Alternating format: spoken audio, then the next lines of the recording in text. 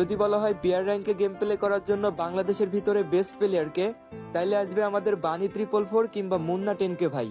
যদি বলা হয় সিএস র্যাঙ্কে গেম প্লে করার জন্য বেস্ট প্লেয়ারকে, তাইলে আসবে বাংলাদেশের ভিতরে সিএস রিজনে থাকা ফেয়ার প্লেয়ারগুলা।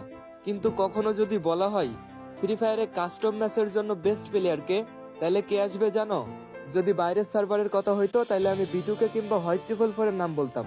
কিন্তু আমার চোখে দেখা আমাদের বাংলাদেশ সার্ভারের জন্য কাস্টমের one of the best player ছিল এনএল অ্যাস্টেটাইন।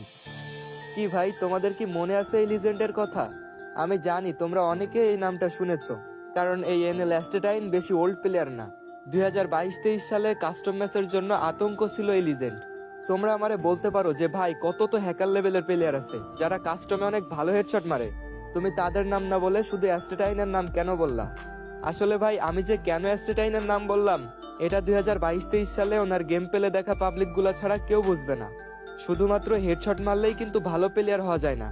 আমাদের এই লিজেন্ড কাস্টমে মুভমেন্ট স্পিড, হেডশট স্কিল আর ব্রেন আইকিউ দিয়ে এনিমিদের নাকের ডগাতে ঘুরাইতো। 1 vs 8 করে এনিমিদের হারানো তার কাছে কোনো বিষয় ছিল না। জোনের গায়ে গায়ে থেকে কেমন ভাবে জানি বেস্ট গেম প্লে দিয়ে ম্যাচটা উইন করে ফেলতো। শুধুমাত্র সাধারণ অডিয়েন্স না, অনেক বড় বড় ইউটিউবাররাও তার গেম প্লের ফ্যান ছিল। আমাদের এই এনএল অ্যাস্টেটাইন হঠাৎ করে আমাদের মাঝে এসে আবার হঠাৎ করেই কই জানি হারিয়ে গেল। ফ্রি ফায়ার প্লেয়াররা তাকে আজীবন মনে রাখবে শুধুমাত্র তার ভয়ঙ্কর লেভেলের গেম প্লের জন্য। যাই হোক গাইজ, তোমরাও আমার মতো এই লিজেন্ডের গেম প্লে ভিডিওগুলো মিস করো কিনা কমেন্টে জানিয়ে যেও।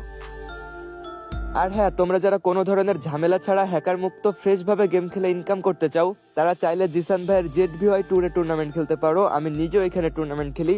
অ্যাপসের লিঙ্ক আমার টিকটকের বায়োতে দেওয়া আছে। তাছাড়া তোমরা ক্রোমে গিয়ে ZVY ট্যুর লিখলে এটা পেয়ে যাবা।